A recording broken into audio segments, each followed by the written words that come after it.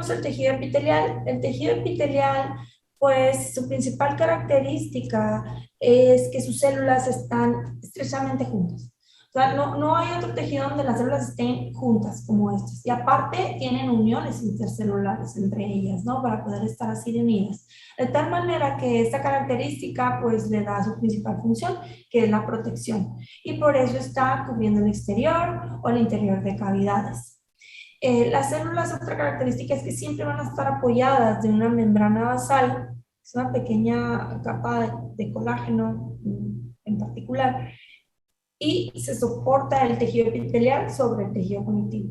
Es avascular y también no tiene nervios. Entonces no sé si yo soy la única loca que a veces anda jugando con agujas y las mete aquí entre las palmas de la mano en la capa más superficial y anda asustando gente. Bueno, pues es porque atravesamos el epitelio y no sangra y no duele, ¿verdad?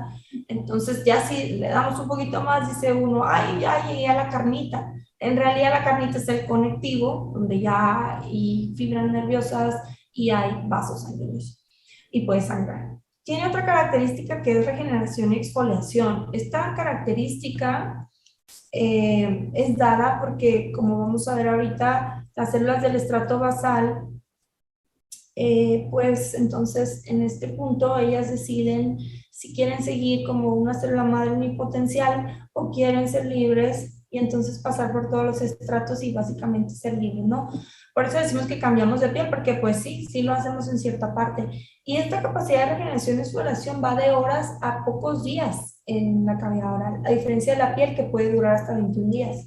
Entonces, yo podría hacer mi primera extracción y destruir toda la mucosa bucal del pobre paciente, él ni cuenta porque está anestesiado, se va, me da las gracias, y regresa y no, doctor, me fue súper bien, a pesar de que pobre en sí, la verdad, sufrió bastante, pero gracias a la regeneración y exfoliación que es tan rápida, pues puede entonces el tejido volverse a regenerar rápido, ¿no? Y por eso no hay muchas cicatrices en cavidad oral, a diferencia de la piel. También el epitelio se clasifica en epitelio de revestimiento, glandular o especializado. El más común es el de revestimiento, o el que más conocemos, más bien dicho, no el más común, el que más conocemos porque está a la vista.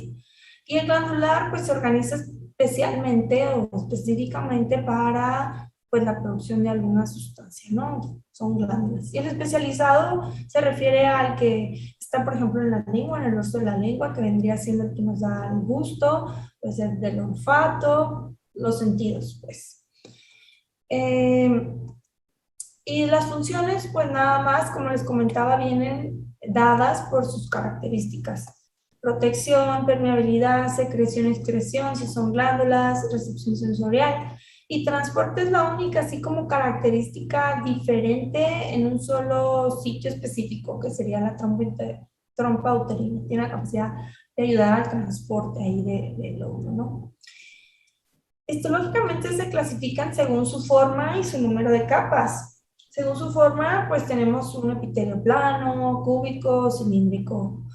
Y según el número de capas, simple y estratificado. En el caso de los estratificados, por ejemplo, yo sí pregunto, ¿qué tipo de epitelio observan, no? No, pues es un estratificado porque hay varias capas y su forma es cilíndrica porque quien dicta la forma es la capa superficial, aunque estas sean cúbicas, la capa superficial es cilíndrica. Entonces, si yo tuviera un epitelio estratificado y la última capa es así, pues yo tengo entonces un epitelio estratificado plano. O sea, al final de cuentas, esto es lo que indica la forma. En este caso, por ejemplo, tengo un epitelio simple, plano, simple, cúbico. Existe el pseudoestratificado, que también pues, entra en la clasificación de los epitelios, pero no lo vemos mucho en cavidad oral. Aquí un ejemplo de epitelio plano simple. Este es el endotelio, el que recubre los vasos sanguíneos. Hace un gran trabajo. ¿Y por qué tiene que ser plano simple? Pues porque por aquí, por ejemplo, aquí vemos a un linfocito. Tiene que cruzar este epitelio plano simple para llegar al tejido conectivo a hacer su trabajo. Y si le hubiéramos puesto un estratificado, pues nunca pasa, ¿no? Entonces, bueno, es donde el lugar más común del epitelio plano simple. El epitelio simple cúbico, pues es poco común para nosotros, estará en el riñón, alguna parte del tracto respiratorio. El simple cilíndrico está principalmente en el epitelio gástrico, respiratorio, trombouterina, en algunas zonas así. También podemos encontrarlo en algunas zonas del seno maxilar, pero bueno, pues también tiene sus características específicas. Y este, que es el que más vemos, el epitelio plano, estratificado, ya sea queratinizado o paraqueratinizado, pero aquí lo vemos, que igual y sus células más de los trozos inferiores no son tan planas, pero al final de cuentas las capas superiores son totalmente planas. Entonces son varias capas y la última es plana, entonces epitelio plano estratificado. Así que este es el epitelio que recubre la mucosa bucal. La mucosa bucal aquí la vemos al microscopio, un epitelio plano estratificado, paraqueratinizado comúnmente y debajo un conectivo. Así que si yo preguntara, por ejemplo, a mis alumnos, díganme los tejidos que conforman la mucosa bucal, pues tendrían que responder epitelio y conectivo, ¿sí? A veces como que nada más les pregunto, ¿cuál es el tejido más superficial de la mucosa? ¿La encía? O me contestan situaciones así porque en nuestra mente no está como pensar en epitelio y conectivo, pero yo creo que es algo que se debe de entender o de aprender constantemente, ¿no? Bueno, entonces les decía, estos son los tejidos de la mucosa bucal. Si yo veo al epitelio cerca, es como les estaba platicando, células muy unidas, que nos protege y va a cambiar dependiendo de la zona. Por debajo, un conectivo con sus vasos sanguíneos y pues dándole esa coloración a la mucosa bucal. La mucosa bucal se divide en mucosa masticatoria y mucosa de revestimiento principalmente, aunque tenemos la mucosa especializada en el dorso de la lengua, pero histológicamente las diferencias se ven entre la mucosa masticatoria y de revestimiento. En la mucosa masticatoria, si pueden ver histológicamente, una de las principales diferencias es esta, la capa más superficial. Por el lado de la mucosa masticatoria normalmente es un epitelio queratinizado, es un epitelio que vemos que es mucho más grueso, a diferencia de este que puede ser mucho más delgado, ¿sí? Y eso nos va dando entonces ahora la idea del aspecto clínico, ¿verdad? Por ejemplo, si yo tengo entonces mucosa de color rosa pálido, es por esta razón, porque el epitelio es más grueso y no me deja ver el conectivo que está debajo. En forma de dibujitos se vería más o menos así, un estratificado plano, para queratinizado le llamamos, versus uno que está queratinizado, ¿no? La capa superficial es más gruesa y entonces, pues esto tiene sentido porque necesito un epitelio que resista más las fuerzas de masticación. Aquí vemos el epitelio más de cerca y vemos sus diferentes estratos que les contaba. Aquí están las células basales que son más redonditas. Conforme inicia su viaje, esta célula empieza a ser como más poliédrica, le llamamos. Empieza a perder sus organelas hasta llegar al estrato granular, donde se aplana más y entonces empieza a formar algo que se llama queratoialina, esos granulos que se ven por ahí.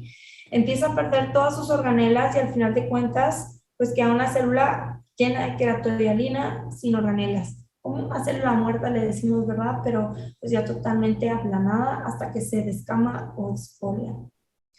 El epitelio plano estratificado puede ser queratinizado o no queratinizado entonces, como les platicaba. Y también, pues ya visto todavía más de cerca, tiene muchos componentes que también no nos vamos ahora a meter tanto en esto, pero es importante entender que, por ejemplo, entre cada célula epitelial hay uniones que hemos escuchado ya, las principales desmosomas, ¿no? Y cuando se pierden estos desmosomas, ya sea por una enfermedad autoinmune, por ejemplo, no se forman, pues el epitelio se desprende, ¿no? Y el paciente tiene úlceras. Eh, Así que las uniones intercelulares son muy importantes. De hecho, mi perrita se llama caderina, es parte de es una proteína que forma parte de los osmosomas y tiene ese nombre ñoño, la pobre, porque la tuvimos cuando yo estudiaba patología y mi roomie y yo vivíamos juntas, ¿verdad? Queríamos un perrito, entonces le pusimos caderina porque nos unían las dos, ¿no? O sea, muy. Pero bueno, entonces también tenemos, si se fijan, miren, aquí están células de Langerhans, que son células presentadoras de antígenos, así están como ahí vigilando si algo entra. También hay células de Merkel, un poco para esta cuestión de la sensibilidad. Y los melanocitos que ahí están siempre en el estrato basal, todos tenemos la misma cantidad de melanocitos, lo que nos diferencia es la producción de melanina. Por ejemplo, Paulina, que es muy blanca, blanca, ¿verdad? Sí. Ella pues no produce mucha melanina, a diferencia de otras personas de tez morena, producirán más melanina. Entonces, hay diferentes células dentro del epitelio. Entonces, no sé, en una de esas cuestiones podría proliferar los melanocitos y nos daría origen a un melanoma, ¿no? O a lo mejor nada más hay exceso de cantidad de melanina y nos da origen a una lesión pigmentada. Entonces, recordando, esto es como siempre pregunta de examen, epitelio y conectivo son los tejidos de la mucosa bucal, pero ¿qué hay de la submucosa? En la piel, la mucosa bucal correspondería el epitelio al epidermis y la dermis sería el conectivo, lámina propia también. Y tenemos la subdermis y en la cavidad oral la submucosa que cambia dependiendo de la zona. Por ejemplo, aquí vemos la mucosa oral, no sé, de la mucosa yugal, vemos aquí la lámina propia, epitelio, lámina propia y luego la submucosa compuesta por mucho tejido adiposo.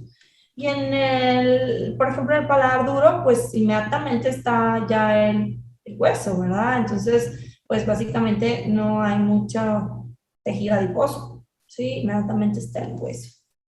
Así que, por ejemplo, si yo tomara un corte de aquí, no sé, de la mucosa labial, la vería de esta manera, epitelio, conectivo, con lámina propia, y luego la submucosa, pues, con muchos tejidos blandos. Y si me voy a la mucosa queratinizada, perdón, masticatoria, normalmente, o queratinizada, sí, me encontraría rápido con el periósteo. Aquí en estas imágenes se ve claramente la diferencia de colores, de características clínicas que todos conocemos y describimos, pero a lo mejor nos falta un poquito a veces ir más allá en este entendimiento. Vemos muy bien, ¿verdad?, cómo se diferencia la mucosa queratinizada y no queratinizada. Aquí vemos paladar duro, paladar blando. Y es por esto, o sea, aquí hay un epitelio un poquito más grueso, con unas prolongaciones epiteliales más largas para soportar las fuerzas de masticación. Y acá vemos inclusive que se traducen los vasos sanguíneos. Inclusive yo puedo utilizar un medicamento sublingual debajo de la lengua, piso de la boca, porque es más permeable esa zona. No me lo pongo en el paladar, pues porque nunca haría su efecto, ¿no?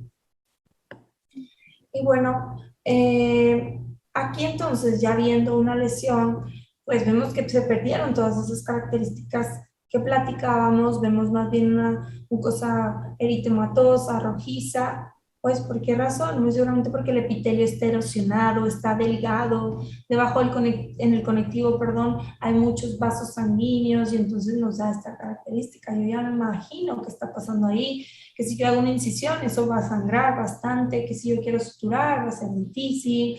Entonces, todo esto me va dando un entendimiento. Bueno, entonces, el conocimiento de la clínica, que el ontólogo es quien es experto, con las bases histológicas nos ayudaron a llegar al diagnóstico.